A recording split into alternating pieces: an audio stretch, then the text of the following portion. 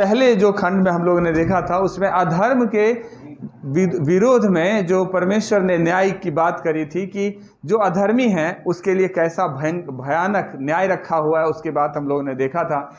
और अधर्मी में हो सकता है विश्वास में आके भटक गया हो सकता है प्रभु को जानकर उनका इनकार कर दिया या हो सकता है कि प्रभु को जानना ही नहीं चाहता हो, या हो सकता है कि किसी कारण से उसे प्रभु के बारे में पता ही ना चला हो। लेकिन सब मिला जुला कर रिजल्ट यही है कि अगर उसने मन नहीं फिराया, प्रभु को अपना जीवन नहीं दिया, तो उनके लिए एक भयंकर न्याय रखा हुआ है ना। और ये जो खंड है जो हमने अभी पढ़ा है 17 से 23 तक, इसमें बेसिकली हम इस बात को देखेंगे कि परमेश्वर अपने वचन के द्वारा, अपने भक्त के द्वारा हमें प्रोत्साहित करता है कि हम विश्वास में और भी तेजी से बढ़ें।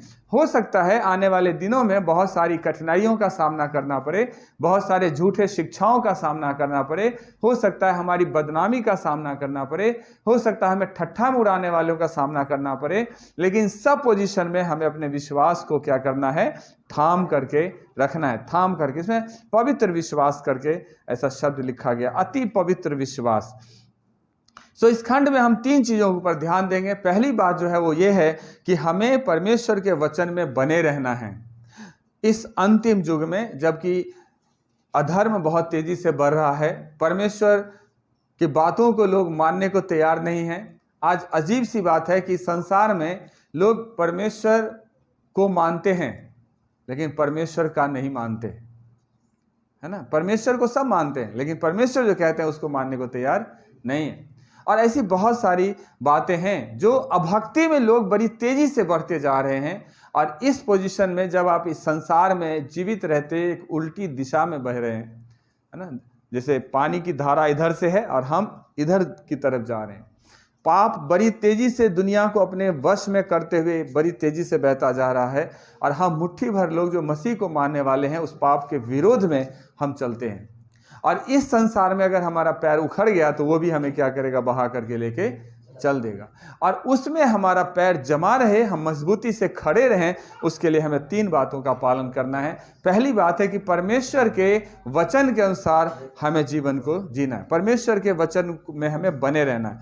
दूसरी बात है कि परमेश्वर के प्रेम में हमें बने रहना है। और तीसरी बात है कि दूसरों को बचाने के लिए भी हमें पुरकस कोशिश करना है। आज बहुत सारे लोग हैं संसार में जो नहीं जानते हुए भी उस मृत्यु के तरफ भाग रहे हैं, या सही बात नहीं बताया गया प्रभु के बारे में। इसलिए ज्यादातर लोगों से जब मैं बात करता हूं तो मुझे यही लगता है कि उन्हें गलत तरीके से प्रभु यीशु मसीह के बारे में बताया गया है, सिखाया गया है, और इसलिए वो प्रेम जगने के बजाय वह नफरत पैदा होता है। यीशु को सही रीति से इस संसार में अगर कोई प्रकट करेगा तो वो हम हैं, और हम ही अगर उसे सही रीति से प्रकट नहीं करेंगे तो फिर कौन उसे प्रकट करेगा, कौन उसे बताएगा, है ना। और जरूरी है मेरे प्रिय कि हम लोग इन तीनों बातों को करें। जो पहली बात है हमारे लिए जरूरी है वो अगर हम 17 से पढ़ते हैं 17 से 19 तक, तो इस तरह से लिखा है, पर हे प्रियो तुम उन बातों को स्मरण रखो, उन बातों का स्मरण रखो जो हमारे प्रभु यीशु मसीह के प्रेरित पहले कह चुके हैं। उन बातों का स्मरण रखो जो बाइबल में पहले ही आपको बताया गया है। बहुत सारी बातें सिखाया गया है, बहुत सारी बातें हमने आपको सिखाया है, उन बातों को हमेशा स्मरण रखो। परमेश्वर का वचन इसलिए नहीं होता कि आपने सुना और भूल गया। जब सुसमाचार सुनाया जाता है, जब प्रचार किया जाता है, तो सिर्फ इसलिए नहीं होता कि आपने सुना और भूल गया, बल्कि हमेशा उसे याद रखना, उसको स्मरण रखना है, क्योंकि यही है जो हमें बचा कर रख सकता है। राजा दाऊद भी कहता है कि मैंने तेरे वचनों को अपने हृदय में रख छोड़ा है ताकि तेरे विरुद्ध पाप ना करूं। पर वचन इतना हमारे लिए महत्वपूर्ण है। और यहां भी कहते हैं कि परमेश्वर के दास लोगों ने, परमेश्वर के सेवक ने जो तुम्हें सिखाया है, उन बातों को स्मरण रखो, याद रखो। वे तुमसे कहा करते थे कि पिछले दिनों में ऐसा ठट्ठा करने वाले होंगे जो अपनी अभक्ति की अभिलाषा के अनुसार चलेंगे। ठट्ठा करने वाले होंगे जो अपनी अभक्ति की अभिलाषा के अनुसार चलेंगे। अभक्ति की अभिलाषा क्या है? अभक्ति की अभिलाषा, इन बातों को हम यहां देखेंगे। दूसरे पत्रस 3 अध्याय में 2-3 पद में लिखा है कि तुम इन बातों को जो पवित्र भविष्यद्वक्ताओं ने पहले से कही है और प्रभु और उद्धारकर्ता की उस आज्ञा को स्मरण करो जो तुम्हारे प्रेरितों के द्वारा दी गई है। और ये पहले से जान लो कि अंतिम दिनों में हंसी ठट्ठा करने वाले आएंगे जो अपनी ही अभिलाषाओं के अनुसार चलेंगे। मतलब भक्ति को मजाक समझ लेते हैं, परमेश्वर के पवित्रता को मजाक समझ लेते हैं, परमेश्वर के सामर्थ्य को बहुत हल्के में लोग समझते हैं, बहुत हल्के में। यीशु मसीह के पास भी जब चेलों ने दुष्ट आत्मा नहीं निकाल पाया तो उस जो बीमार था जिसमें दुष्ट आत्मा थे उसके बाप आया यीशु के पास और कहता है अगर तू इसे चंगा कर सकता है। यीशु ने कहा ये क्या बात हुई अगर तू चंगा कर सकता है? अरे विश्वास रखने वालों के लिए तो सब कुछ हो सकता है। हम विश्वास नहीं रखते, हमारे जीवन में काम नहीं होता और हम नारियल फोल देते हैं कहीं और। सो हमें इस बातों का ध्यान रखना है कि सबसे पहले अगर हम अपने जीवन में काम को चाहते हैं ना तो विश्वास को हमें दृढ़ करना है, परमेश्वर के वचन में हमें दृढ़ होना है, परमेश्वर के वचन में हमें दृढ़ होना। और ये सिर्फ हम उन लोगों की बात ही नहीं करते जो मसीह को नहीं मानते। मैं आपको बताऊं मसीह के मानने वाले लोग भी ऐसे होते हैं जो खड़े उपदेश को सुनना पसंद नहीं करते, खड़े उपदेश को सुनना पसंद नहीं करते, उनको लुभावने वाले सुसमाचार अच्छा लगता है। जैसे तिमुथिस में पौलुस ने उनको जब तिमुथिस को लिखा दूसरी पत्री तो वहां लिखा है क्योंकि ऐसा समय आएगा, ध्यान सुनिए, ऐसा समय आएगा जब लोग खड़ा उपदेश ना सह सकेंगे। ऐसा समय आएगा जो लोग खड़ा उपदेश नहीं सह सकेंगे पर कानों की खुजली के कारण अपनी अभिलाषाओं के अनुसार अपने लिए बहुतेरे उपदेशक बटोर लेंगे। कानों की खुजली के कारण, मेरे प्रिय आप बाइबल के अंदर उत्पत्ति से लेकर प्रकाशित वाक्य तक पढ़ लीजिए। परमेश्वर ने आशीष दिया है। भजन व्यवस्था विवरण 28 अध्याय को पढ़ेंगे तो शुरू में परमेश्वर ने आशीष की बात करी है। 14 पद में आशीष की बात करी है। आई थिंक 54 पद है आगे जिसमें श्राप की बात करी गई है। परमेश्वर दोनों फिगर को साथ रखता है। यहोशू कहता है कि मैंने जीवन और मृत्यु दोनों तेरे सामने रख दिया, चुन ले तुझे क्या चाहिए। क्लियर शब्दों में मूसा ने बोला बेटा अगर इस रास्ते से जाएगा तो जीवन की तरफ जाएगा और इस रास्ते से जाएगा तो मृत्यु की तरफ से जाएगा। लेकिन आज बड़े दुख के साथ कहना पड़ता है कि बहुत सारे ऐसे सेवक भी हैं, सेवक ही कहेंगे, लोग नहीं कहेंगे, जो ऐसे उपदेश देते हैं जो हमारे कान को पसंद आता है, हमें सुनने में अच्छा लगता है। क्या सब? आप दुआ प्रार्थना में आइए, आपके ये काम बन जाएंगे, ये बन जाएंगे, ये बन जाएंगे, आपकी बीमारियां ठीक हो जाएगी, आपको कभी दुख परेशानी नहीं होगी, ये नहीं होगी, वो नहीं होगी, वैसा नहीं होगा। हमारे पास एक भाई आते थे, उनको किसी ने कह दिया कि अगर तुम यीशु मसीह में जाओगे तो कभी तुम बीमार ही नहीं पड़ोगे।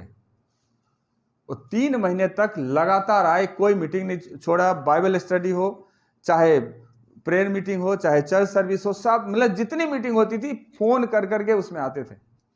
मौसम चेंज हुआ, उनकी तबीयत खराब हो गई, बुखार लग गया, मौसम चेंज, सर्दी खांसी जुकाम, मौसम चेंज होता हो जाता है, हो गया, वो गायब। अब मैं सोचूं कहाँ गया, फोन नंबर भी नहीं था कि बात करूं कि भाई यहाँ हो, कहाँ क्या है। 3-4 महीने के बाद अचानक मुझे कहीं मिल गए। मैंने पूछा क्या बात है, अब आते नहीं?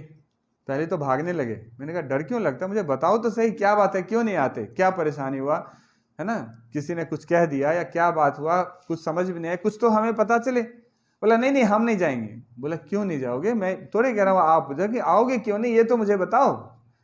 तो कह रहे मुझे किसी ने बोला था अगर मसीह में जाओगे तो कभी मतलब बुखार, सर्दी, खांसी, जुकाम, बीमार पड़ोगे ही नहीं। और हम तो इतने तगड़े बीमार पड़ गए थे, 15 दिन बीमार रहे, इसलिए हम नहीं जाएंगे। ऐसा हो सकता है? सवाल यह कि क्या प्रभु के लोग बीमार नहीं पड़ते? पौलुस बीमार नहीं पड़ा होगा, पतरस बीमार नहीं पड़ा होगा, यीशु मसीह को सर्दी खांसी जुकाम नहीं हुआ होगा? नहीं है बाइबल में लिखा हुआ, लेकिन अगर इंसान है तो मौसम का असर तो उनके ऊपर भी हुआ होगा, दुख तकलीफ उन्होंने बहुत झेले हैं, तो शरीर में तो ये सारी बातें होती है। लेकिन क्या है कि हम एक प्रॉस्पेरिटी गॉस्पेल कहते हैं, खाली अच्छी अच्छी बातें हम बताते रहते हैं कि ये अच्छा होगा तुम्हारे लिए, ये अच्छा होगा, ये अच्छा होगा, ये अच्छा होगा। अगर सब कुछ अच्छा होगा तो पौलुस क्यों कहता है कि मेरे में एक सुई चुभा रखा है? क्यों कहता है? इसलिए वो कान की खुजली करने वाली बातें, जो बातें हमें अच्छा लगता है, पसंद आता है, उसको तो हम सुनना पसंद करते हैं। लेकिन अगर किसी पास्टर ने, किसी प्रचारक ने अगर तगड़ी बातें बोल दी, खड़ी बातें बोल दी जो हमें चुभ गया, तो हम चर्च ही छोड़ देंगे, प्रार्थना में ही आना बंद कर देंगे। क्या वो सॉल्यूशन है? क्या दवाई हमेशा मीठा ही होता है? कई बार दवाई इतना कड़वा होता है कि खाने का भी मन नहीं करता। लेकिन फिर भी अगर बीमारी से चंगाई चाहिए तो दवाई खाना पड़ेगा। और इसलिए उपदेश जो है, जब तक वचन कहता है कि परमेश्वर का वचन दो धारी तलवार के समान है। दो धारी तलवार क्या मक्खन जैसा होता है? तलवार हमेशा काटता है, छांटता है, छेदता है, आर पार करता है। परमेश्वर का वचन कभी आपको हिम्मत देता है, कभी वही वचन आपको आर पार छेदता है। कभी आपको आशीषित करता है, कभी आपको चेतावनी देता है कि अगर फिर जाओगे तो श्राप भी तुम्हारे लिए रखा हुआ है। कभी जीवन की बात करता है, कभी कहता है कि अगर फिरोगे तो मृत्यु तुम्हारे लिए रखा हुआ है। इसलिए वचन के दोनों परफेक्ट को हमें देखना जरूरी है, तभी हम सफलता के साथ प्रभु में बढ़ सकते हैं। लेकिन मेरे प्रिय, ये हमें चेतावनी दिया जाता है, हमें प्रोत्साहित किया जाता है कि हम सतर्क रहें कि आने वाले दिनों में ऐसे लोग हो सकते हैं जो कानों की खुजली को मिटाने के लिए अपने मतलब का उपदेशक ढूंढ लेंगे। एक बहन थी, 4-5 साल पहले मुझे मिली थी। 3 साल उनको प्रभु में आए हुए 3 साल हुए थे, और 3 साल में उसके पास 15 पास्टर उनके जेब में, मतलब मोबाइल में 15 पास्टर। कभी वहां चली जाती, कभी वहां चली जाती, कभी वहां चली जाती, सब जगह जाती। और अभी ये 3-4 साल पहले की बात बता रहा हूं, अभी का ये सिचुएशन है कि वो कहीं नहीं है, ना तो सही से मसीह में है और ना ही सही से मसीह से बाहर है। अगर उनके मतलब का उपदेश आपने दिया, उनके मतलब की प्रार्थना आपने करी, तो आपके साथ दोस्ती है। अगर आपने खड़ी बात कर दी तो आपके साथ अलग, फिर आपके पास फोन नहीं आना, फिर आपके पास नहीं जाना। ये लोग भी मसीहत में सही रास्ते पर नहीं चलते, खतरा उनके सामने बना रहता है। दुष्ट कभी भी उसे अपने वश में कर सकता है, अपने वश में कर सकता है। इसलिए हमें इस बातों से भी सावधान होना है। और इसीलिए पौलुस लिखता है कि ऐसा समय आएगा जब लोग खड़ा उपदेश सह न सकेंगे, वरन कानों की खुजली के कारण अपने अभिलाषा के अनुसार अपने लिए, ध्यान सुनना, अपने अभिलाषा के अनुसार अपने लिए बहुत सारे उपदेशक ढूंढ लेंगे। ये आज के शब्द में बोले तो बहुत सारे पास्टर अपने लिए ढूंढ लेंगे जो उनको अच्छी अच्छी बातें कहे, है ना। पाप वाली प्रार्थना भी उनसे करवाए तो वो भी करने को राजी होता है। वहां भी हमें सतर्क रहना है। कई बार ऐसे प्रार्थना भी हमें दिया जाता है जो बाइबल के बिल्कुल विरोध में होता है, और उनको खुश करने के लिए वो प्रार्थना भी करेंगे, उनको समझाने के बजाय कि बहन या भाई जो भी है ये चीज गलत है। और इसके लिए आप कैसे इस तरह की बात करते हैं, क्योंकि बाइबल ऐसा नहीं कहता। मैं ढांप के बोल रहा हूं, समझदार अपना समझ लें। एक पास्टर होने के नाते हमारे लिए सबसे पहला कर्तव्य है कि जो बाइबल कहता है नहीं, उसमें हम भी कहें नहीं। जहां बाइबल कहता है हाँ, वहां हम भी कहें हाँ, चाहे लोग उसे माने, चाहे लोग उसे खुश रहें, चाहे ना खुश रहें। हमें बाइबल के अनुसार जीवन को जीना है, और खड़ा उपदेश जो सह लेता है सचमुच में वही सफलता को प्राप्त करके प्रभु में आगे बढ़ता है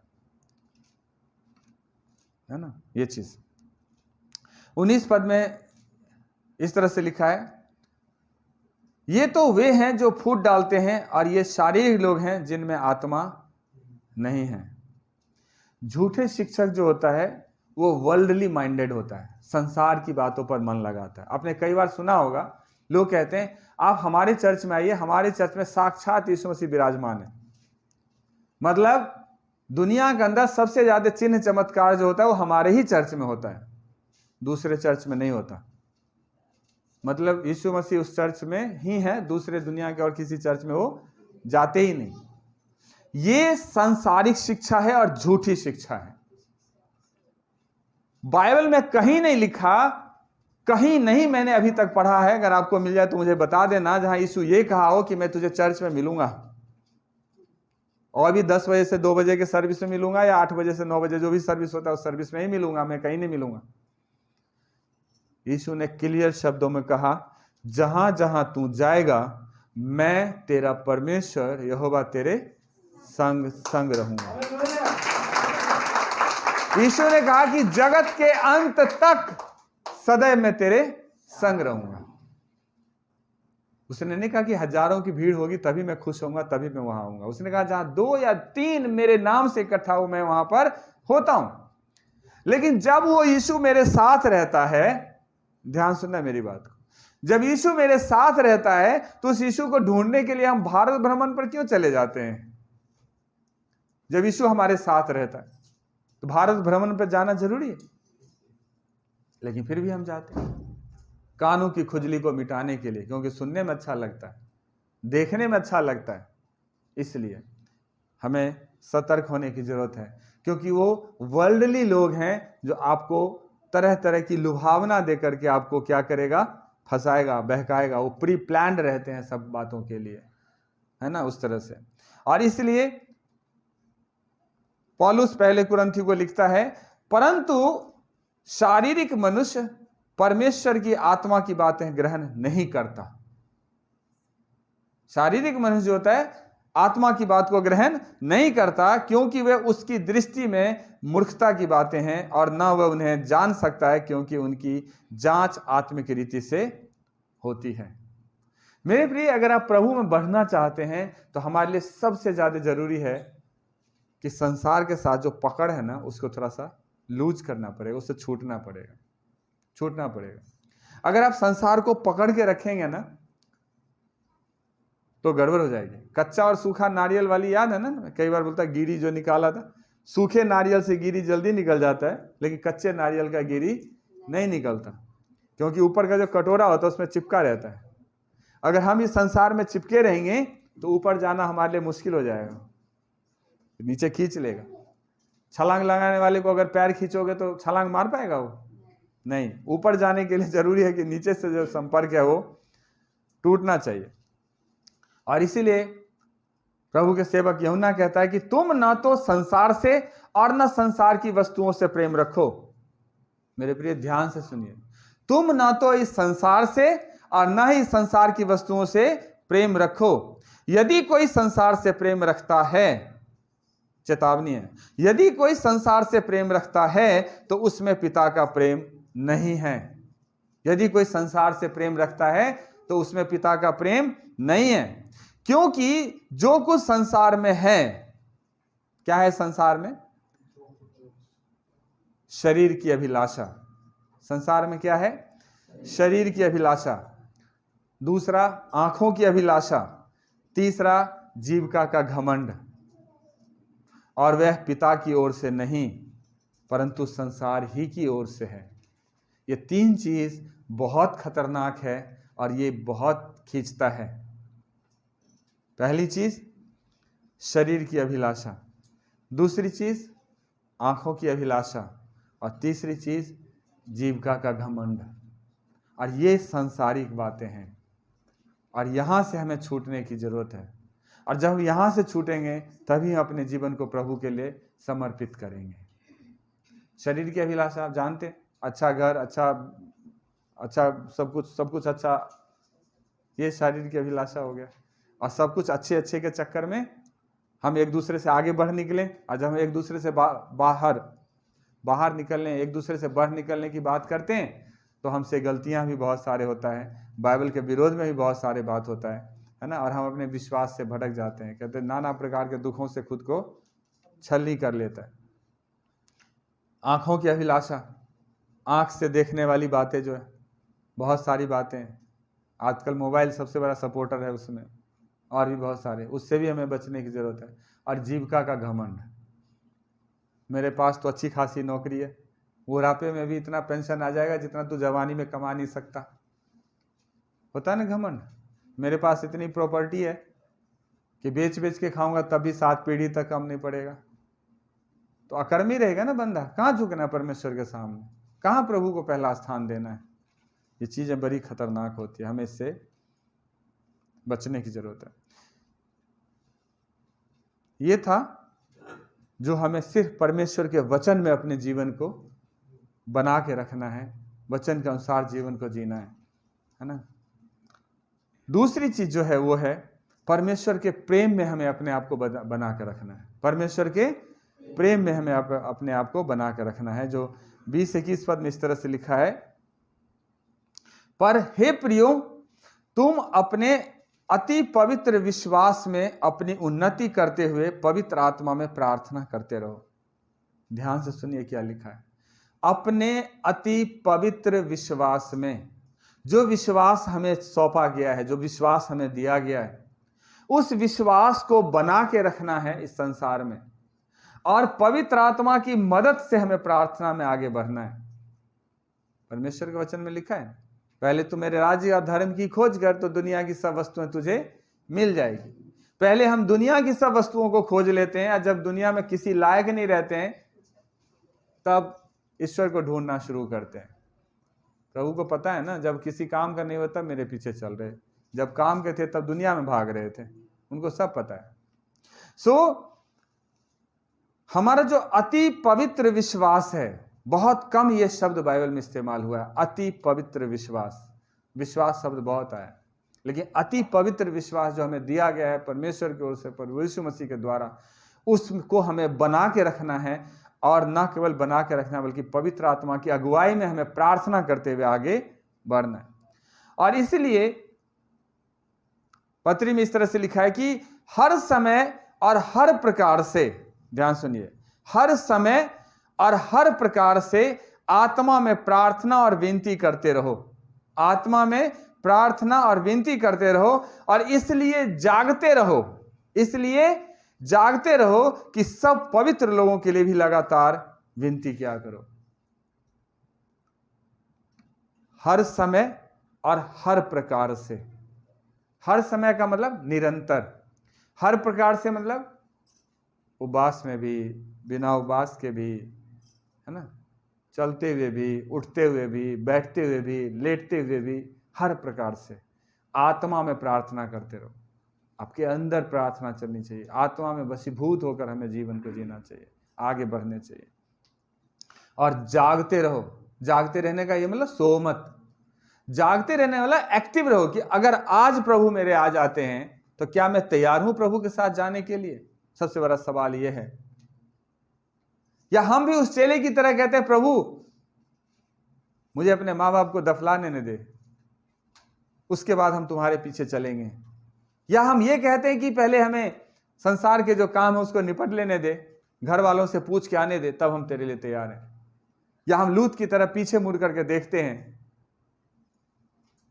कि सब कुछ तो पीछे छूट गया, क्या करें। मेरे प्रिय, हम सब के लिए एक सवाल है कि अभी अगर यीशु मसीह आ जाएं तो क्या हम इस संसार को छोड़कर जाने के लिए तैयार हैं, या अभी भी हमारे अंदर है कि हमारा घर का वो बचा पड़ा है, वो टाइल लगना बचा पड़ा है, बच्चे की शादी बचा पड़ा है, ये बचा पड़ा है, वो बचा, इसको निपटा लें प्रभु, तब आप आराम से आना, तब हम चलेंगे। मेरे प्रिय, हमारा घर यहाँ नहीं है, हम यहाँ यात्री की तरह हैं। हमारा घर कहाँ है? स्वर्ग में। और इसीलिए यीशु ने कहा कि पृथ्वी के लिए धन मत बटोरो, स्वर्ग के लिए धन बटोरो, क्योंकि जहां तुम्हारा धन है वहीं तुम्हारा मन लगा रहेगा।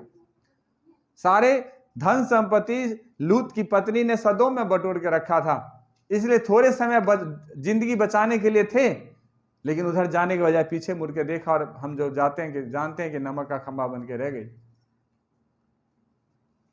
मेरे प्रिय, हम सबको तैयार रहना है, जागते हुए रहना है कि अगर मेरा प्रभु आ जाए तो हम अपने प्रभु के साथ जाने के लिए तैयार हैं। और सब पवित्र लोगों के लिए भी विनती किया करो। जितने भी प्रभु के सेवक हैं, जितने भी सेवक हैं जो प्रभु के नाम से खड़ा होता है प्रचार करने के लिए, जिनको आप जानते हैं, कोशिश करें उनके लिए प्रार्थना करो, क्योंकि उनको एक बड़ी युद्ध लड़ना होता है दुष्ट के विरोध में, एक बड़ी जिम्मेवारी को पूरा करना होता है परमेश्वर के राज्य के लिए। और मेरे लिए तो विशेष रूप से प्रार्थना करो, मुझे बहुत प्रार्थना की जरूरत महसूस होती है, बहुत। आशा है आप लोग जरूर मेरे लिए प्रार्थना करते हैं।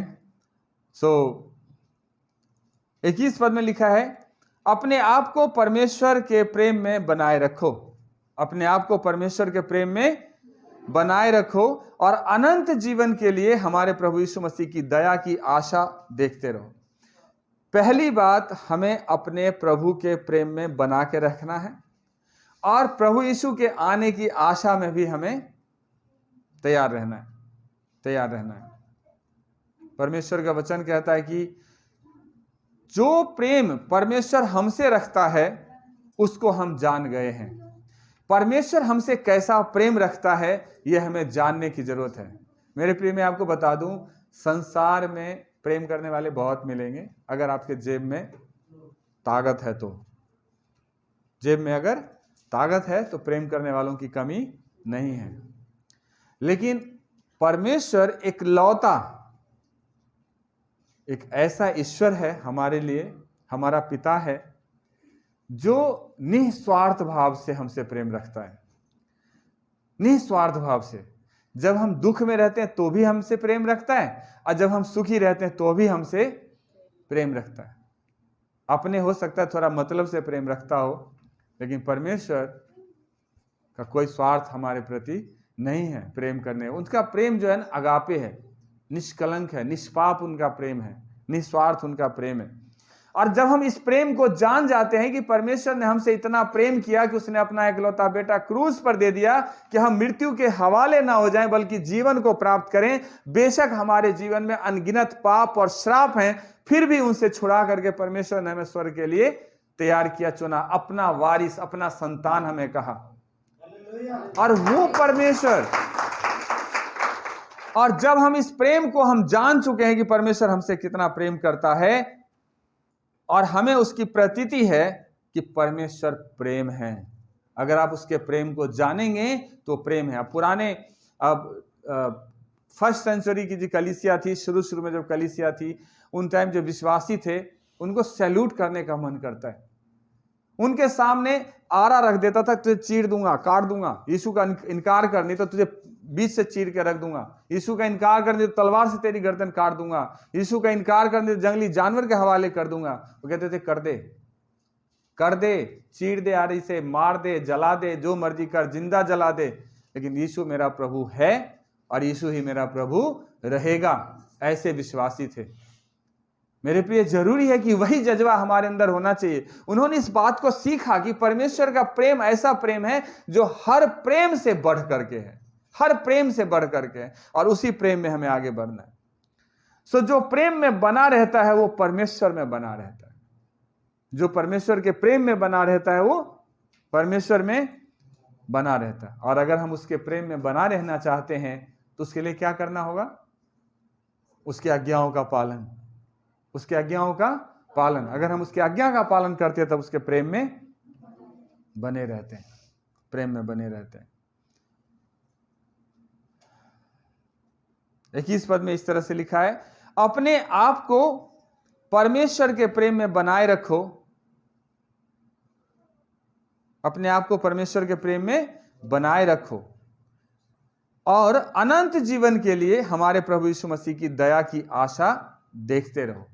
अनंत जीवन, जिसको मोक्ष कहते हैं, जिसको परमात्मा में विलीन होना कहते हैं, जिसको जीवन मृत्यु से छुटकारे की बात करते हैं, वो प्रेम, वो अनंत जीवन सिर्फ और सिर्फ प्रभु यीशु मसीह में निहित है और किसी में नहीं है। बिना यीशु के कोई भी पिता के पास नहीं जा सकता है। ये फुल और फाइनल स्टेटमेंट है। इसमें थोड़ा भी आप कम या ज्यादा नहीं कर सकते बिना यीशु के। और इसलिए इब्रानियों 9:28 में लिखा है, वैसे ही मसीह भी बहुतों के पापों को उठा लेने के लिए एक बार बलिदान हुआ। इससे पहले बलिदान की बात करी गई है इब्रानियों में कि मनुष्य के पापों से उसे छुटकारा देने के लिए जानवरों का बलिदान होता था साल में, और उस बलिदान के द्वारा उसका छुटकारा होता था, पाप से छूटता था। लेकिन यीशु एक बार ऐसा बलिदान हुआ कि आपको हमेशा हमेशा के लिए पाप से छुड़ा लिया, और ना केवल छुड़ा लिया बल्कि आपको अनंत जीवन दिया, मोक्ष की प्राप्ति दी, परमात्मा से, परमेश्वर से डायरेक्ट आपको एक कर दिया। रिकंसिलिएशन हो गया हमारा परमेश्वर के साथ। और इसलिए जो अनंत जीवन हमें यीशु मसीह से मिला है, सो जो लोग उसकी बाट जोहते हैं उसके लिए, उद्धार के लिए दूसरी बार बिना पाप के दिखाई देगा। जो लोग उसकी बाट को जोहते हैं वही बच पाएगा। यहां भी क्लियर लिखा है ना, जो लोग उसको ढूंढ रहे हैं, जो लोग उसके आशा में लगाए हुए बैठे हैं, जो लोग ये इंतजार करता है कि यीशु ही मुझे छुड़ा सकता है। मेरे प्रिय, ध्यान से सुनिए, यीशु ने बोला, मैं पापियों के लिए आया हूं, धर्मियों के लिए नहीं आया। जो धर्मी का चोला पहन के चलते हैं ना कि मैं धर्मी हूं, सच्चाई यह है कि यीशु मसीह उसके लिए आया ही नहीं। जिसको यह एहसास है कि मैं अधर्मी हूं, मेरे जीवन में पाप है और मैं पाप से छूट नहीं सकती, यीशु उसके लिए उसके साथ खड़ा है। यीशु उसके लिए उसके साथ खड़ा है। लेकिन अगर हमें अभिमान हो जाए कि मैं धर्मी हूं, तो फिर यीशु हमारे साथ खड़ा नहीं, फिर तो मौत ही खड़ा है हमारे साथ। क्योंकि संसार में ऐसा कोई मनुष्य है ही नहीं जिसने पाप ना किया हो। कोई ऐसा नहीं है, सबने पाप किया है, और सबने अगर पाप किया है तो पाप की मजदूरी जो है वो मृत्यु है। पाप की मजदूरी मृत्यु है। और उस मृत्यु से छुड़ाने के लिए जो पाप का बलिदान है वो हमारा प्रभु यीशु मसीह हमारे लिए हुआ, ताकि हम यीशु के उस महान सामर्थ्य और सनातन बलिदान के द्वारा छूटकर हमेशा हमेशा के लिए प्रभु में एक हो जाएं, परमेश्वर में एक हो जाएं, हमेशा हमेशा के लिए। तीसरी और अंतिम बात, हमने प्रभु के वचन में बने रहने की बात देखी, हमने परमेश्वर के प्रेम को समझा। अब हमें भी कुछ करना है, और वो ये करना है कि जैसा हमने उस प्रभु के उस अगापे प्रेम को देखा जो सब प्रेम से बढ़कर है, तो वो लोग जो उस नफरत में जी रहे हैं, वो लोग जो उस पाप में जी रहे हैं, वो लोग जो बड़ी तेजी से मृत्यु की तरफ भागे जा रहे हैं, हमारी जिम्मेवारी बनता है कि हम उसको झपट कर लपट कर वहां से निकाल कर प्रभु के लिए लेकर के चले, प्रभु के लिए छोड़ाएं उसको, है ना। परमेश्वर के 22 पद में लिखा है कि उन पर जो शंका में है दया करो। उन पर जो शंका में है उस पर क्या करो? शंका में कैसे? कुछ लोग कहते हैं यीशु मसीह गुरु हैं, प्रभु नहीं हैं, उन पर दया करो। कुछ लोग कहते हैं यीशु मसीह विदेशी हैं, उन पर दया करो। कुछ लोग यीशु को जानकर मानने को तैयार नहीं, उन पर दया करो। कुछ लोग अविनाशी परमेश्वर को नाशवान वस्तुओं में ढूंढते हैं, उस पर दया करो। कुछ लोग जीवित परमेश्वर को निर्जीव वस्तुओं में ढूंढते हैं, उस पर दया करो। कुछ लोग सृष्टिकर्ता को सृष्टि में ढूंढते हैं, उस पर दया करो। और दया करने का मतलब उन्हें उनकी सह लो, उनके गुस्सा को सह लो, उनके बदजुबानी को सह लो, उनके उस वो निष्फल ज्ञान जो परमेश्वर तक लेकर नहीं जा सकता है, लेकिन संसार में ज्ञानवान कहलाते हैं, उसकी उस अज्ञानता वाली ज्ञान को सह लो, लेकिन उसे प्रभु के वचन को दो, उसे प्रभु के प्रेम को बताओ, उसे वो सुसमाचार दो, ताकि उसका कठोर हृदय टूटने पाए और वो मन फिराकर प्रभु के चरणों में आने पाए, एक्चुअली वो कमजोर हैं। एक बीमारी होता है, मुझे बीमारी का नाम नहीं पता, शायद अभिषेक को पता होगा। एक बीमारी होता है, उस बीमारी में क्या होता है, आपके जो मसल्स होते हैं ना बिल्कुल गठीले होंगे, जैसे जिम वाला गठीला बॉडी होता है ना, वैसा गठीला मसल्स होता है। लेकिन वो जितना ही गठीला होता है उतना ही कमजोर होता है। वो सही से खड़ा नहीं हो सकता, सही से चल नहीं सकता, लेकिन बॉडी अगर देखोगे तो बहुत गठीला होता है उसका शरीर। पता है कौन सा बीमारी? न्यूरोसिस बोलता है, समझ रहे ना, वो ऐसा बीमारी होता है। मैंने किसी डॉक्टर के यहाँ देखा था, तो उसी ने बोला, तो बीमारी का नाम मुझे याद नहीं था, बट मैंने देखा तो उस बच्चे को देखा था, करीब 12-13 साल का था, लेकिन उसका शरीर इतना गठीला था जैसा लगता था 5 साल का होगा, जब से वो जिम जाता था, इतना गठीला शरीर। उसी तरह से जो संसारिक लोग हैं उनका शरीर लगेगा कि हाँ हम कुछ हैं, उनकी सोच लगता है कि मैं कुछ हूं, उसका ज्ञान लगता है कि मैं भी कुछ हूं, लेकिन परमेश्वर के नजर में वो सब निष्फल है, व्यर्थ है, कमजोर है। और हम चूंकि परमेश्वर का प्रतिनिधित्व करते हैं, इसलिए हम सब के लिए जरूरी है कि हम उसके जो वो अपने सामर्थ्य को दिखाता है, हमारे नजर में वो कमजोरी साबित होना चाहिए, और हम अपनी सामर्थ्य को जो उसके नजर में कमजोरी है हमें रखना चाहिए, और वो है हमारा प्रभु यीशु मसीह, वो है हमारा प्रभु यीशु मसीह। सो हे भाइयों, यदि कोई मनुष्य किसी अपराध में पकड़ा भी जाए तो तुम जो आत्मिक हो, नम्रता के साथ ऐसों को संभालो। कोई अपराध में पकड़ा भी जाए तो नम्रता के साथ उसको संभालो। हम लोग जानते हैं एक स्त्री को कुछ यहूदियों ने पकड़ के लाए यीशु मसीह के पास और बोला, गुरु ये स्त्री व्यभिचार करते हुए पकड़ी गई है और हमारा व्यवस्था हमें ये कहता है कि हम इसको पत्थर वाह करके मार दें, जबकि नियम वहां ये लिखा है कि व्यभिचार में पकड़ा जाए तो स्त्री और पुरुष दोनों को लेके और दोनों पे पत्थर वाह करो, लेकिन लेके किसको आया? स्त्री को लेके आया। यीशु मसीह ने कहा ठीक है, इसने पाप किया है, तुम्हारी व्यवस्था के तहत इस पर पत्थर मारो, तुम इस पर जरूर पत्थर मारो, व्यवस्था का पालन करो, लेकिन मेरा शर्त एक है, तुम में से सिर्फ वो लोग पत्थर चलाएगा जिसने आज तक पाप नहीं किया हो। और मेरे प्रिय जानते हो वहां क्या हो गया? मैदान साफ हो गया। यीशु ने उस स्त्री को पूछा, क्या किसी ने तुझे सजा नहीं दी? बोला किसी ने नहीं। यीशु ने बोला, जा मैं भी तुझे सजा नहीं देता, लेकिन ध्यान रखना आगे से पाप मत करना। हालेलुया। हमारा खुद का जीवन पाप में है मेरे प्रिय, हम सब पापी हैं और हम पापी हैं और दूसरे को पापी बोले अच्छा लगता है? एक शराबी दूसरे को कहे तू शराब पीता है, तेरा किडनी खराब हो जाएगा, तेरा लीवर खराब हो जाएगा, अच्छा लगता है? पहले खुद छोड़ दो ना। और इसलिए जरूरत है कि हम ऐसों को अगर अपराध में भी पकड़ा जाए तो उसको क्षमा करो, क्योंकि हम आत्मिक लोग हैं, हमने क्षमा करना सीखा है, हमने परमेश्वर के प्रेम को जाना है। अगर हम सांसारिक हैं तो हम नहीं क्षमा कर सकते, लेकिन अगर हम आत्मिक हैं तो हमें उसे क्षमा करना चाहिए, हमें उसे। और अपनी भी चौकसी रखिए, ध्यान से सुनिए, ना केवल क्षमा करना है, ना उसे संभालना है, बल्कि अपनी भी चौकसी करना है कि तुम भी परीक्षा में ना पड़ो। मुझे बहुत पता नहीं क्या लगता है जब मैं मूसा को देखता हूं, मूसा के जीवन को देखता हूं। परमेश्वर गवाही देता है, पृथ्वी पर सबसे नम्र दास हैं।